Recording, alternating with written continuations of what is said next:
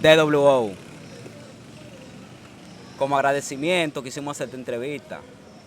Tenemos al cubano aquí, que ¿cuántos años usted tiene en nuestro pueblo? 30 años, 30 años es que usted llegó a Sangre. en el 1994. Ve, antes de yo nacer, el cubano ya era parte de nuestra historia. Y lo tenemos aquí en agradecimiento al público, el apoyo que hemos recibido del pueblo cubano. Le traemos esta pequeña historia. ¿Quién es usted, Cuba? Preséntese, su nombre, todo. Bueno, yo me llamo Pedro Luis Peña Fernández, tengo 72 años, vine de Miami con una muchacha que se llama Marisol Javier, casado con ella para este pueblo.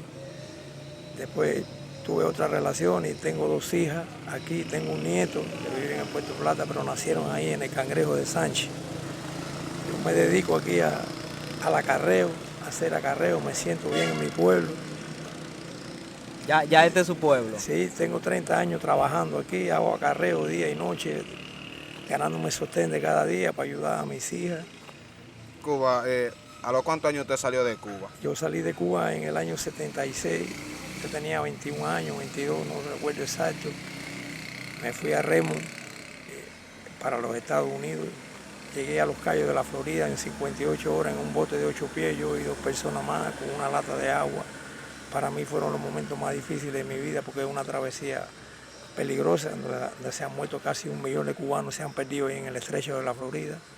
Nos atraviesa la corriente, la segunda corriente más grande del mundo que se llama el Golfo Estreán, que tiene 60 millas de ancho. Yo fui atleta en Cuba, fui campeón de Cuba en el año 69 y año 70, estaba en el equipo nacional juvenil de Cuba. Ahora vamos para allá. Yo quiero que usted se transporte ese tiempo, cuando usted tenía 21 años, antes de usted salir de Cuba. ¿Cuál era la sensación que usted sentía a los momentos previos antes de usted echarse a la mala ahí, que no sabía si iba a llegar o qué? Cuando uno tiene esa edad no le tiene miedo a nada, era el sentir mío. Pero la situación de los gobiernos comunistas son muy difíciles, entonces yo no me adaptaba a eso. Yo estaba en el equipo nacional juvenil y yo no podía salir al extranjero porque yo tenía familia en Miami. O sea, allá no te dejan salir. Allá hay muchos peloteros buenos y de que pueden jugar en grandes ligas, pero no lo dejan salir porque se le quedan. Si tú tienes familia en el extranjero, ¿no te dejan visitar ese país por miedo a que te quede? Sí, si eres un atleta, por muy bueno que sea, no te dejan salir. En ese tiempo yo no sé cómo eso caminaba. Yo era joven, ya yo tengo 72 años. ¿Y qué tiempo más o menos usted tiene que no va a Cuba? 48 años, tengo un hijo que lo dejé de 3 años, 8 meses y no he podido verlo jamás, nada más que por video hablamos. Él tiene 51 años, él nació el 11 de septiembre de 1972, el día que mataron a Salvador Allende, que Pinochet lo mató. Yo recuerdo eso, nunca se me ha olvidado. Y lo vemos por cámara, ahora lo voy a ver otra vez. Ahora el 23 voy a ir para Puerto Plata a esperar la Navidad con mis 2 hijas y mi nieto. Y ya le mandamos a decir para vernos por cámara, para que él vea a sus hermanas y nos vea juntos allá. Cada vez que hablamos lloramos. Eso es una situación demasiado difícil y complicada de ver. Eso es algo en verdad muy lamentable porque tener tanto tiempo sin uno ver a su hijo, eso es algo muy crítico en verdad. ¿Cuál fue, que podríamos decir, la gota que derramó el vaso? Que usted dijo, ya yo no aguanto más, yo tengo que buscar la forma de irme de Cuba. No, yo trabajaba en Cuba como salvavidas, porque al ver que yo no podía salir, es el deporte, entonces yo era buzo y nadaba bien, entonces pasé a una escuela y trabajaba con el turismo internacional en Varadero. Varadero es una de las playas más lindas del mundo por su naturalidad que tiene. Mucho turismo canadiense, mucho turismo de los países del bloque socialista, van mucho allá. Y entonces trabajaba como eso, yo ganaba en salud pública, yo ganaba 118 pesos al mes, salvando vidas. Si una persona se te ahoga en un área que tú trabajas, que tú abarcas 150 metros, 75 para los lados, y tú no estás ahí, te echan 20 años porque es responsabilidad. En Cuba la ley en eso es estricta y es una responsabilidad que tiene uno con el turismo ahí el turismo lo cuida mucho. No puede haber un fallo humano, si hay un fallo humano lo pagas con tu vida prácticamente. Exactamente. Y entonces me cansé de aquello, no había nada, usted sabe, yo iba a comprar, tú no podías ir a una tienda y comprar así como se compra aquí. Dame 2 pantalones, dame tenis, allí no hay nada de eso, allá tengo una tarjeta de abastecimiento para la comida y para la ropa y todo. Todo tiene que ser con tarjeta, tú no puedes comprar cuando tú quieres que te guste una cosa.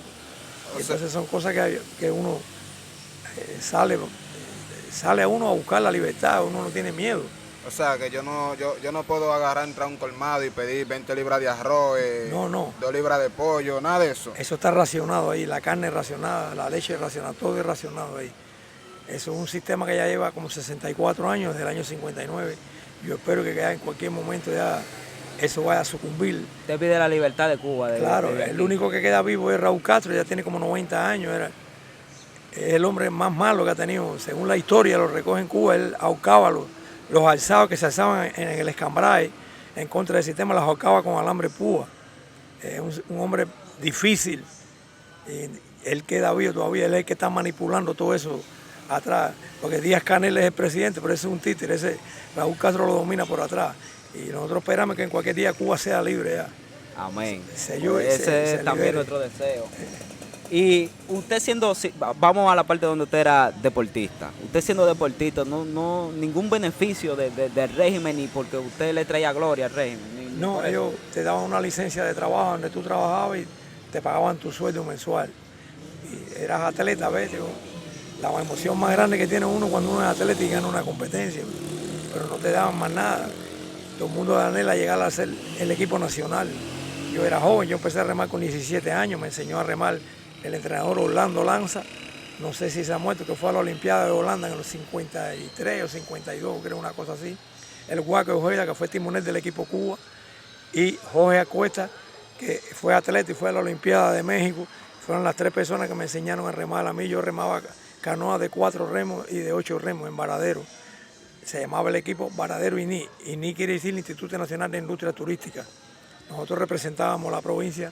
En eso fui campeón de Cuba 5 veces, gané 5 medallas de oro, 1 de bronce y 1 de plata. Total 7, con 22 años decidí irme de Cuba porque no me sentía preso. Un atleta condecorado, que en cualquier otro país usted había tenido la puerta abierta de todo, como quien dice. Todavía había estado haciendo historia. Con 5 medallas de oro. Entrenador había sido, aquí por lo mínimo entrenador había sido de la selección nacional. Pero claro que sí. Y ya cuando usted llegó a Miami, así, ¿cómo usted siguió? Bueno, ¿cómo usted vivió habiendo dejado todo atrás? ¿Sí? En Miami me empecé a trabajar, ahí conocí a una muchacha, me casé, tengo 4 hijos profesionales en Miami. Tengo uno que se llama igual que yo, Pedro Luis Peña Jr., que es el ingeniero del sistema del Observatorio de Miami. Tengo a Jessica, que nació en el año 79, el 27 de diciembre, que trabaja en la Boeing, en la compañía poderosa de aviación, tiene como 24 años. Y los otros 2, Christopher y Cristian, son mellizos, son veteranos de guerra, pelearon 5 años en Afganistán y son graduados cadetes de la West Point en New Jersey. En estos momentos ya son pensionados por el gobierno americano, trabajan para el gobierno federal los 2. Al final del día, ya vemos que fue la mejor decisión, usted echarse a la mano a esa suerte al final del día. A pesar de que tiene un hijo que no lo puede ver todos esos años. No, imagínate, son momentos difíciles que, por ejemplo, yo era salvavidas y tenía novia, eran extranjeras, venían a verme a veces canadienses, entonces si me regalaban un pantalón, un poloché o un par de tenis, yo tenía que enterrarlo en la arena. Y no me lo podía llevar, tenía que entregarlo en la carpeta, en la carpeta donde está la entrada. Esa era la ley que había ahí, nadie podía llevarse lo que le diera, había que dejarlo y después ellos lo repartían. Tú tenías que llevártelo escondido. Cuba, ¿qué tanta importancia tiene el dinero allá en Cuba? Porque, o sea, no se puede, las cosas ya son limitadas, no se puede, yo con dinero no puedo agarrar, meterme en una tienda, comprarme lo que yo quiera. No. ¿Qué tan importante es el dinero así en ese caso allá en Cuba? Siempre hay contrabando en todos lados y cosas que se venden. El mercado negro existe. El mercado negro siempre existe en todos lados, pero allí es muy difícil porque todo es controlado con una tarjeta y es tan tal que tú tienes un par de pejuelos o un par de tenis y un policía te paraba en la calle y te decía, por eso no lo venden aquí, entra para allá, quítatelo. Y te lo quitaban, porque sabían que no, que tú lo habías adquirido de otra manera, que tú no lo habías adquirido como a ellos les gusta, por el gobierno, usted sabe. Para la gente que piensa y viven pidiendo que vuelva a Trujillo, que vuelva una dictadura, que vuelva un régimen, miren lo que viví bajo el yugo de un régimen autoritario de verdad. En Cuba pasan barbaridades de cosas que la gente no lo ven aquí. Lo que pasa, ahora mismo hay una situación muy difícil. Cuba está pasando hambre ahora. Hay hambre allí, hay necesidad. El pueblo ya está, lo más grande que hay es el internet que llegó ahora ya. Eso entró porque Fidel estaba muerto. Si Fidel Castro está vivo, él no deja entrar a eso, porque ahí se va descubriendo las cosas y la gente está mirando, por ejemplo, la comunidad cubana en Miami es poderosa, hay como 2 o 3 millones de cubanos ahí. La emigración cubana empezó en el año 59 y en Miami lo controlan ellos ahí, porque ya la descendencia ahí, los que van naciendo ya son americanos y se van, pero relativamente ellos controlan el sur de la Florida ahí. Usted vivió los primeros años del régimen. ¿Qué edad usted tenía cuando Fidel llegó al poder? Yo nací en el 51. Usted tenía 8 años. 8 años, yo me recuerdo perfectamente, en ese tiempo yo vivía en La Habana frente a un cuartel de policía, yo me recuerdo como ahora, llegaron los babús, tenían balas, y ellos fueron a subir a un camión, a uno se le cayó una pistola, ¡pam! Y cayó en la calle. Esa es una imagen que yo siempre recuerdo, y nunca se me olvidó. Yo era niño, 8 años, y recuerdo esa. Y entonces la gente cargaban todos los tragamonedas, las bayoneras, las cargaban y las tiraban en una línea que pasaba y las rompían a mandarria. Ellos quitaron todo eso en Cuba, todo. ¿Verdad? Porque Cuba... Había mucha corrupción en Cuba. En los años 50 decían que Cuba era el patio trasero de Estados Unidos, Sí, porque iban... Habían ferry de Cayo Hueso a Casablanca, a La Habana, a Mariel ahí, venían los americanos ahí toda la semana, pero había flujo de dinero. Eso cuando te vienen toda la semana 2 y 3 ferry a un sitio, genera dinero, genera divisa. Pero el sistema, usted sabe cómo son las cosas, pero es un sistema que ha atrasado a Cuba. Cuba está realmente atrasada, tiene buenos deportistas, buenos médicos. Usted ve los médicos que hay en Cuba que andan en bicicleta, cirujanos, pero entonces el gobierno los negocia. El gobierno lleva, por ejemplo, para Brasil, te lleva 500 médicos, entonces Brasil le paga una indemnización en dólares, un sueldo, y ellos ganan un sueldo que le dan un pequeño privilegio en Cuba. ¿Ves? Podemos decir que el régimen está traficando personas. En ese sentido, Sí. en ese sentido sí. Porque sería igual que el tráfico de esclavos, Exactamente. prácticamente. Los conocimientos, Cuba ahora mismo ellos han aflojado un poco, no está como antes. Antes eran muy duras las cosas. Por ejemplo, a ti te cogen yéndote de Cuba en una balsa, en un bote, y ellos te capturan y te echan 5 años cortando caña.